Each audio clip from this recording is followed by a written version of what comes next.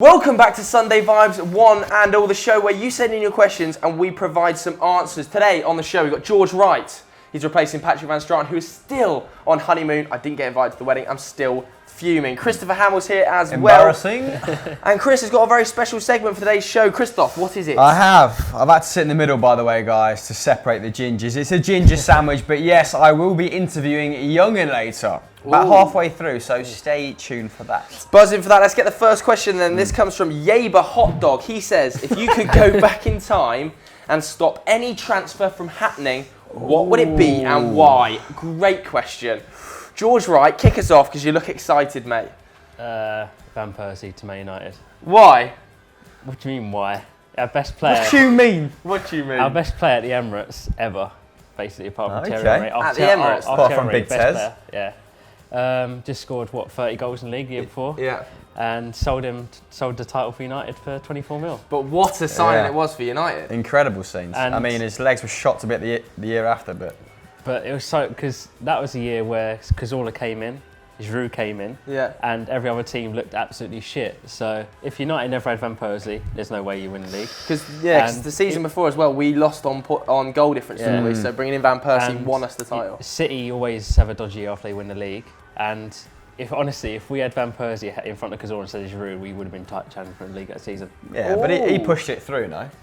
Who? What, Van Persie? Persie, yeah. Yeah, he wanted to leave. It's a bit of a harsh one, I think. I don't think you'd have won the league anyway. I think Van Persie you didn't win the league with Van Persie the season before. Yeah. To start with. So Cazorla then. Cazorla Classic Arsenal fan. Full of excuses. It's got some maybes and nearlies. all excuses. Christopher Hamill, what are you saying? Celtic transfers. Who Could have been cares? anyone in a Mowbray, anyone in a Ronnie Dyler, Colin Kazim Richards, Ragnarsson. You'd stop that all from household happening. names. But no, lately it's got to be Van Dijk leaving because the kid's worth about 60 million now, and we sold him for a paltry 12.5. So Bargains for Southampton though. yeah, we are Southampton's feeder club. We're the bottom feeder from Liverpool, Southampton, Celtic. So. You are. I'm going to go for probably Cristiano Ronaldo. If I could have stopped that happening, then I think Man United would have won at least one more Champions League with Cristiano Ronaldo in the side under Sir Alex Ferguson over those last back years against Barcelona where we lost. I think it was 2 on the trot. I think we would was a have long definitely sentence, won.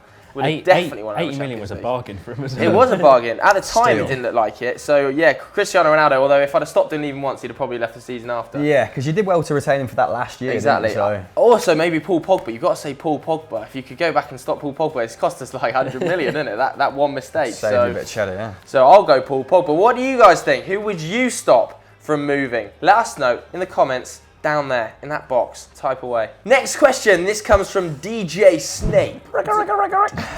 He says, top 5 defenders of this decade. # Sunday Vibes. This decade means since 2010, lads. It means since 2010. Well worked out. There's one name that stands out above all others, Philipp Lahm. Yes. I mean, Yeah. Philipp Lahm, Georgios. G, yeah. Well, He's number 1, isn't he? 4 Bundesligas, a Champions League, and a World Cup. And Since 2010 as well. All since 2010. Can't fault that record, can you? Speaks for itself. Pep said he's the most intelligent player he's ever coached. True. High praise from the man. When have you ever seen him truly get dominated? Despite Never. he's not really fast, he's not tall. How many right backs are also comfortable playing centre mid as well? I know. I read a ridiculous stat that he picked up his first ever muscular injury in 2012. Yeah, he's a model. That is ridiculous. He's a model professional, isn't he? I don't know whether there's any truth behind that. I'm sure he has had niggles in the past, but a major muscular injury, first time it happened was in 2012. And surely he could play another 2 or 3 years. Like, well, he's retiring at what, 32? Very young. Retired from the international game at 30. He's ending on a high, like a true legend. The temptation to play on must be. I would love him to win a Champions League in his final season. Yeah. I would absolutely love him to win a Champions League in his final season. That'd be incredible. Wouldn't put it past him. Yeah, I wouldn't put it past him either. There's a couple of other shouts. I think Dani Alves is an outside shout. Has he got a legitimate claim, has he not? Goal or an assist every 3 games for Barcelona. Most trophy-laden foreigner at the club, barring Messi, who's obviously came through La Masia.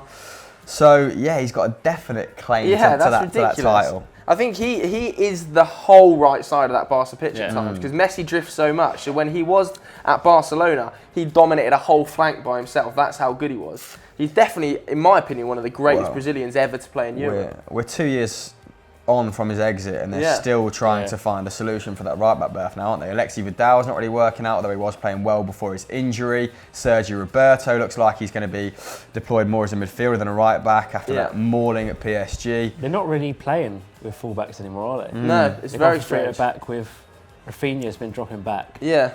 Titi, It's a bit strange. I think Dani Alves has a claim to be in amongst the all-time great Brazil 11. I think he is potentially Brazil's greatest ever right-back, but he almost gets forgotten because... Over Cafu. Oh yeah, shit, Cafu. Obviously Cafu, but behind Cafu then, I think he gets forgotten because of the quality of the rest of that Barcelona team. And great Brazilians, you always think of them in terms of the national side, don't you? Yeah. And Dani Alves hasn't really been in a golden generation of Brazilians. Just missed out on the 2002 generation, didn't he? And then after that, it's been a bit downhill, hasn't it, from there? He's going to win another league title, obviously, with Juventus this year, potentially challenging Lahm for a Champions League place, another Champions League winners' medal, so that could be interesting. Sergio Ramos as well, got written down. Sergio Ramos. Now, he is potentially not the greatest defender. I actually don't think he's the best tackler, I don't think he's the best positional central defender, but he is the ultimate clutch player. He is the ultimate last-minute goal scorer, big moment man that you want on the pitch. The guy has 50 league goals in 350 appearances. It's that's mental. And over his career, if you include international goals as well, he's got roughly 1 every 8. That's immense for a defender. Yeah, he's got fucking cojones, hasn't he? Yeah, massive cojones. Massive. He's like the reincarnation of Fernando Hierro at Real Madrid. He actually is. Yeah, he is. He's such a goal scorer. I mean, the amount of times he has got Real Madrid out of sticky situations this season alone. I mean, even on Wednesday or Tuesday when he got him out of the Napoli situation, that was a big turnaround moment there with Sergio Ramos' header. I can think back to at least 2 moments in La Liga this season where he's arrived and scored either a last-minute equaliser or a last-minute winner. The guy does it for fun. He, like you said, has massive bottle. He's probably got the best bottle of anyone in world football. The Herrera comparison is interesting because he can actually step into midfield as well, can't he? He's good at distribution. He takes penalties. He takes free kicks on occasions, which is mental, as Herrera used to do. Herrera was known for being they could deploy him in CDM as well. Yeah. So yeah, I think it's a good shout. All that's left for Ramos now is to join Bolton then. Bolton and Ivan Campo. Yeah, join with Ivan Campo at Bolton and you might win a championship. Andy has the next question. That's definitely not his name, but I'm not saying the entirety of that word. He says, who will be the Premier League top scorer at the end of the season? Hashtag Sunday Vibes. Let's keep this one super short. I'm going to go Diego Costa at Chelsea. They're going to walk the league. He's going to bang at least 6 more goals in the remaining fixtures. They've got some diddly easy fixtures at home. Some what? Some diddly easy. Diddly easy? Diddly easy fixtures at home. Flanders. First time I've heard that, yeah. Fucking Ned's turned up. Basically means really easy fixtures at home, and I think he's going to bang at least 1 brace. Okay, neighbourino. I'm going to go for Harry Kane. He just builds momentum, doesn't he? And just carries it. Yeah. And he's carrying Tottenham, and if it wasn't for him and Ali, I think we've had a bet. Yeah. He's gone Manchester City will finish second. I've gone Tottenham. Who do you agree with? Let us know in the comments below. And George, who do you think is going to be top goal scorer? An outside shout, Romelu Lukaku. You say outside. He's on 17, mate. So. Yeah, but I mean, it is Everton. I mean, they're only creating. Yeah, I agree. That's true. I think he's too reliant on him. I don't think he can do it when it's just him. Well, Sanchez, you're a gooner, mate. Well, after what's happened, being dropped to get Liverpool, it doesn't look George, good, does it? He's saving his rage for a future question, isn't he? Yeah, there is a future question coming. That is coming up indeed. But who do you think it's going to be? Is it going to be Diego Costa? Is it going to be Harry Kane? Or Romelu Lukaku? Vote in the poll above my head, yonder. Abdullah MA says, who's your favourite player of all time and why? What a question. That's deep. Christopher Hamill. There's only one man at Celtic, isn't there, that you can say? Well, I've done 0 prep for this, but fortunately it's an easy question. Yeah, it's got to be Henrik Larsson, my friend. Yeah, of course. Just the king of kings. I've got a question for you. Which was his best haircut? The dreadlocks. The long dreads. The dreadlocks and the long tongue celebration. Iconic. Yeah. But yeah, apart from him, there's some other candidates at Celtic as well. Luban Maracic was a very cultured midfielder. Added a lot to Martin O'Neill's side. Zidane said he was one of the best footballers he'd ever watched. Old Croatian footballer. You might not know about him. I love Stilian Petrov, box to box at Celtic. Obviously changed his game a little bit at Villa, but a very good player, very underrated. Yeah. And Nakamura, who I mention every episode. You literally do mention every episode. What a fraud Nakamura is. Oh, I kicked that through that coach window. No, you didn't. It was a bus. No, you didn't, Shinsu. And yes, he did. No, he didn't. George, who are you saying? Dennis Bergkamp. Dennis Bergkamp. Not over Thierry Henry? Henry was the best I've seen. Bergkamp was my favourite. Why? He was a genius. It's like he wasn't fast. He wasn't. Well, he was a bit physical. He loved an elbow. And yeah, he was just. But it's adorable when it's Bergkamp. But when it's Fellaini, mate, And when it's Zlatan, ban him for 10 games. I like shithousery. Just got to put it that way. He likes shithousery. But he was a genius. Like, there's no other player for me that comes close to what he could do on a football pitch. Like, he wasn't flashy. He didn't do step overs. Didn't do fucking Rabona fakes. Just a body swerve, a nice little. I remember cheeky watching outside the boot. that goal against Leicester as a youngster. Left foot, right foot, bang. It was just like, how has he just plucked that out of thin air? Just wizardry. Yeah, he was a wizard. While we're on the topic of wizards, Paul Scholes. Oh my god. Oh my god, ladies and if gentlemen. I've overdone Nakamura. Yeah. Mamma mia, watching this guy play football. God almighty. Do you prefer early Scholes or latter Scholes? I preferred latter Scholes. Okay.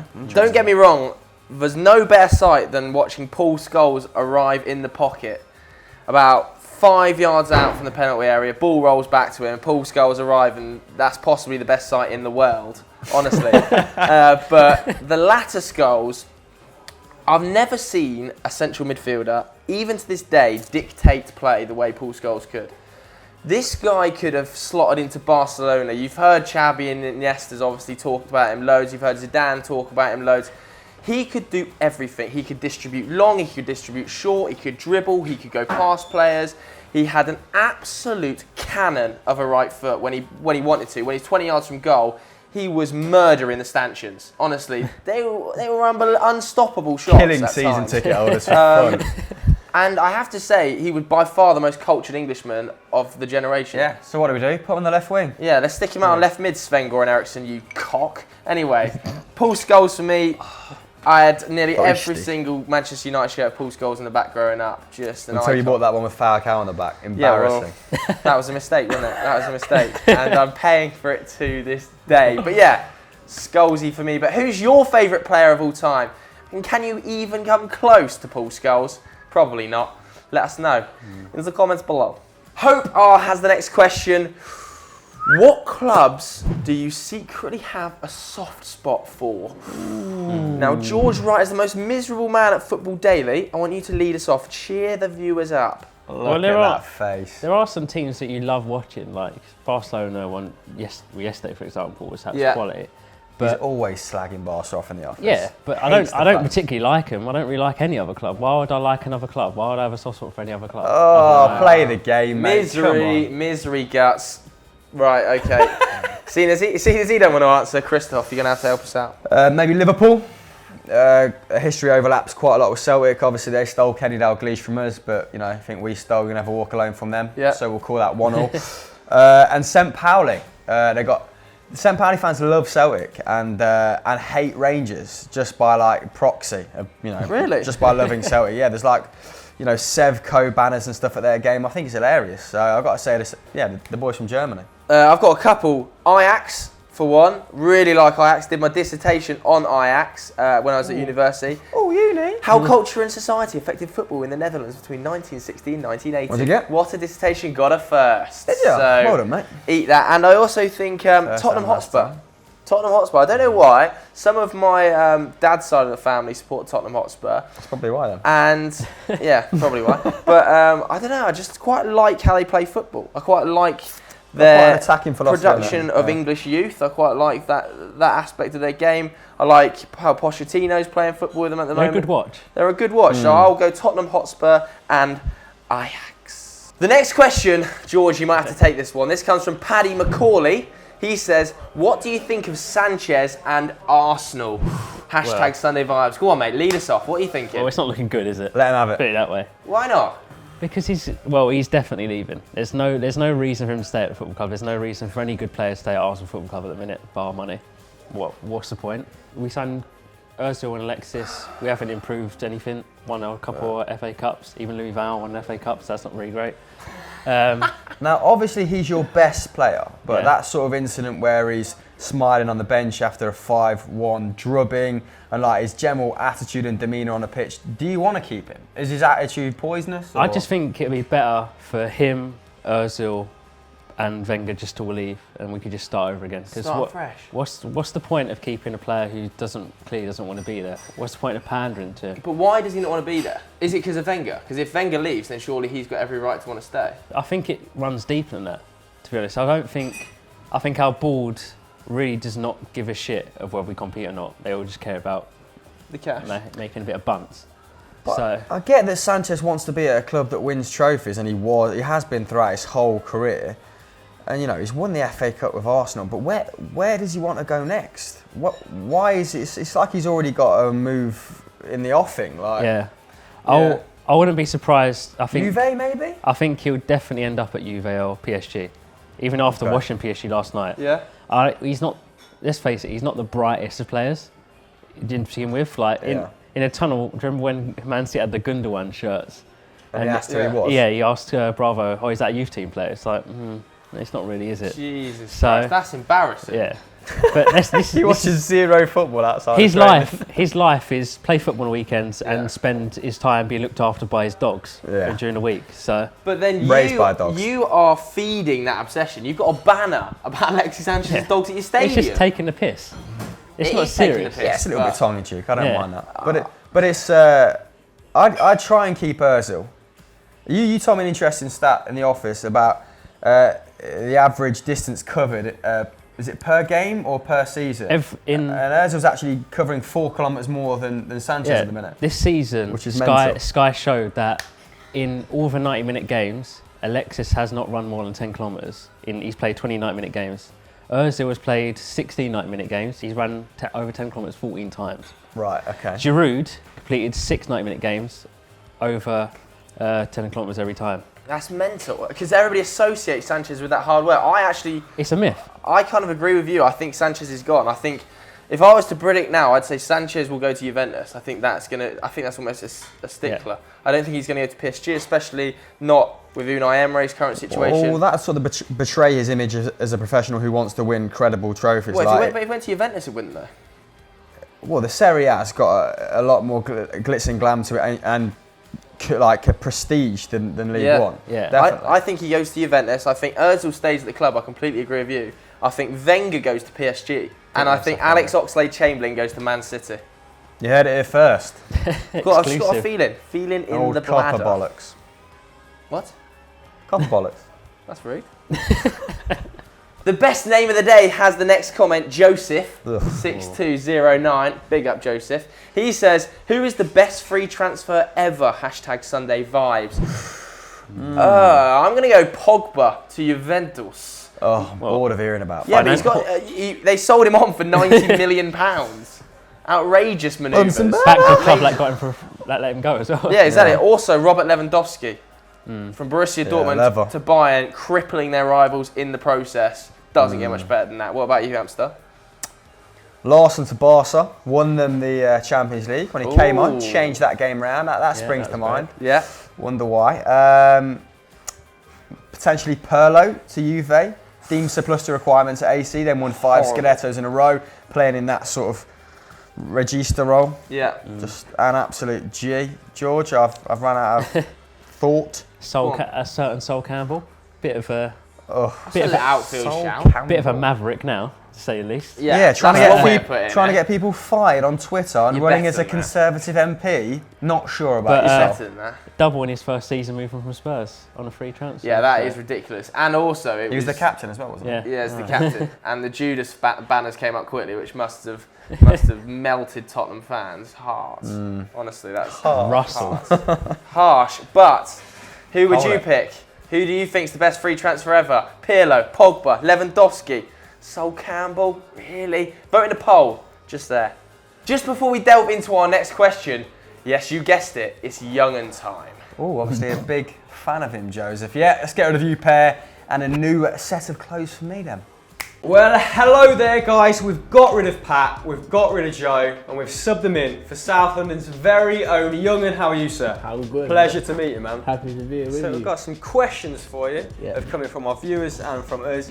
Let's get through them. I know you're a busy man. Now, we have to start with the obvious. Let's talk football because I know nothing about Grime. This could be the whitest interview you've ever had. Anyway, so why are you a Liverpool fan if you're from South London? Do you know what? My mum's originally from Liverpool. Oh, okay, so you got a good excuse, family ties. Yeah, Okay. my mum's a scout, so my big brother and that live up there as well.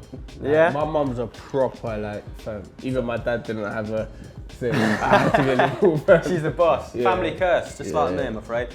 So, on the back of last night's result, Liverpool lost 3-1 to Leicester. I know you were at a show, so you didn't get to watch it. Yeah. But what do you think about the progress made under Klopp? Do you know Are you a what? fan of him?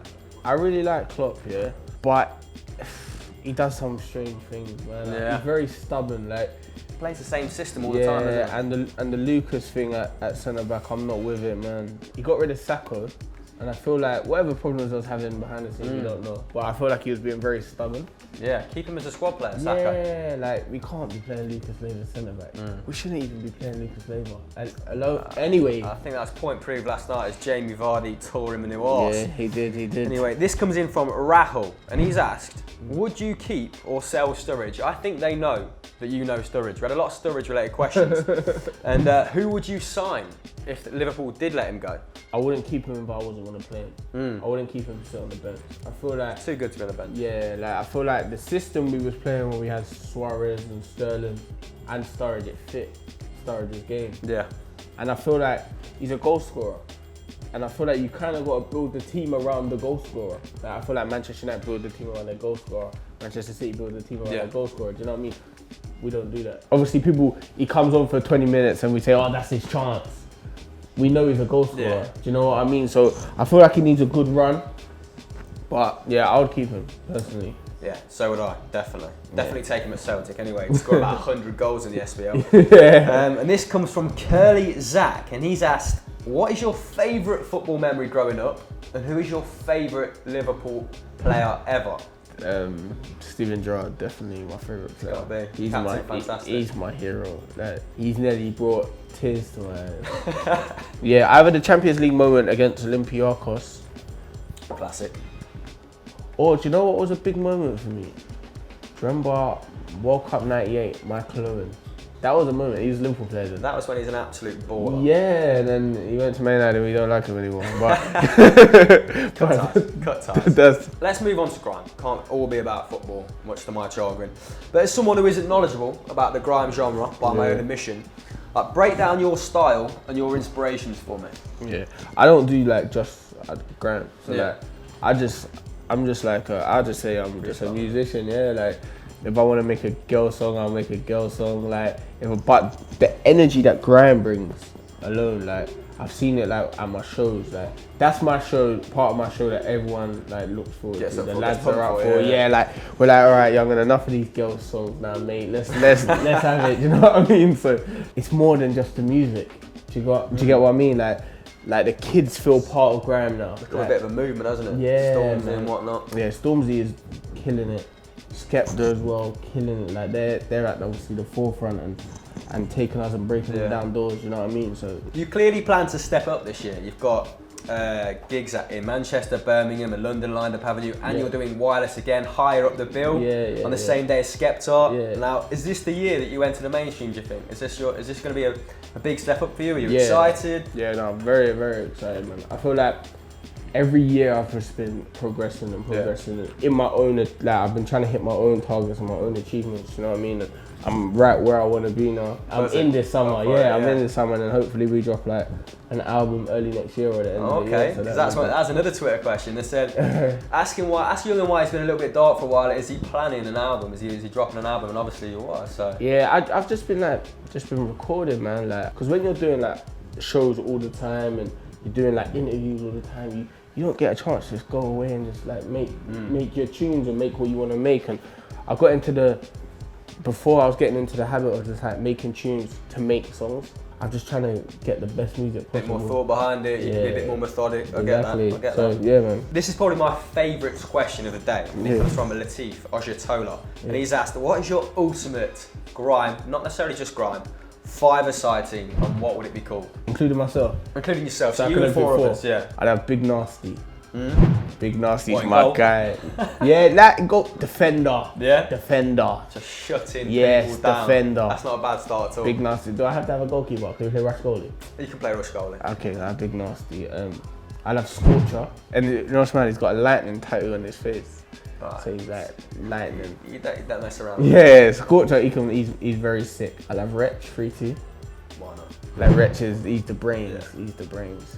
I hope he can play football though. I don't know if he can play football, but he's smart, so I'm assuming. Yeah.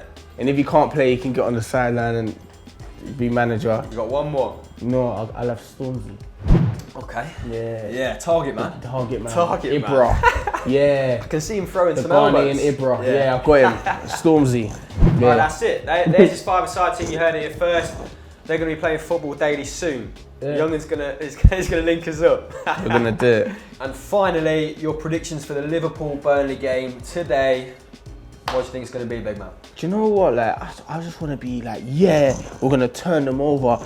But I don't know my boys anymore. So you know? inconsistent. I don't know my boys anymore. But do you know what? 2-1. That's all. Thank you a lot for your time, mate. Thank you for having me. And man. who do you guys want to see us interview next? Let us know in the comments below. Back to me, probably sitting around here. Just here. Shane G for Gangstar has the next question. He says, Shocking. if you were a multi-billionaire, which club would you invest into to make a new superpower in football? I'm kicking this one off. Don't care what you two are saying. I'm saying Ajax. Rude. I said I've got a soft spot for them. One of the best histories behind a football club ever at Ajax. Very successful in the past. A past European footballing superpower, of course, under Cruyff.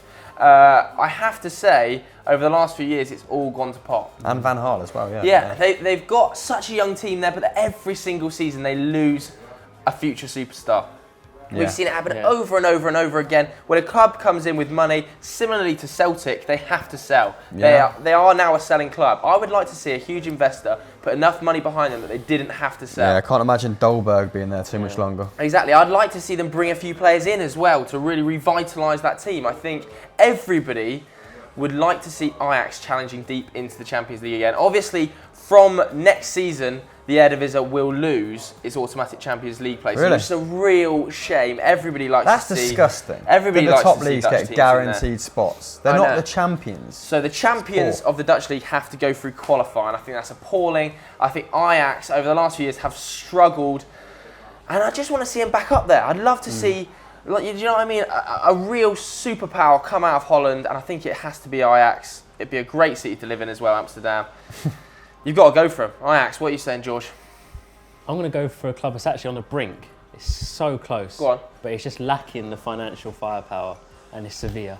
Ooh, good shout. It's good so shout. close. Like, somehow if a billionaire took over and they threw money at Monchi from to stay, imagine what he could do with a larger budget just to get that extra little bit of quality. But do you not think Monchi only works because he has to pick medium-level players and or take them works to superstars? As well, yeah. But I think it's literally restricted him because he always says League On is his favourite league to scout players, but he spent like 8 million, 12 million on Ben Yedder. Yeah. Can you imagine if that elevated to 40 and he could find someone in the Bundesliga, he could find someone... True. I mean, he Just- said Nasri, didn't he, when he had the chance? Yeah. Or would it be a case of Sevilla? Imagine who they wouldn't have had to have let go had they been bankrolled by, you know, some billionaire playboy, like the likes of Ramos, the likes of Carlos Bacca, Dani Alves, Rakitic. Gamero this season. They let massive names go. It's a great shout. It's also a lovely city, isn't it? Yeah, you have to stay there.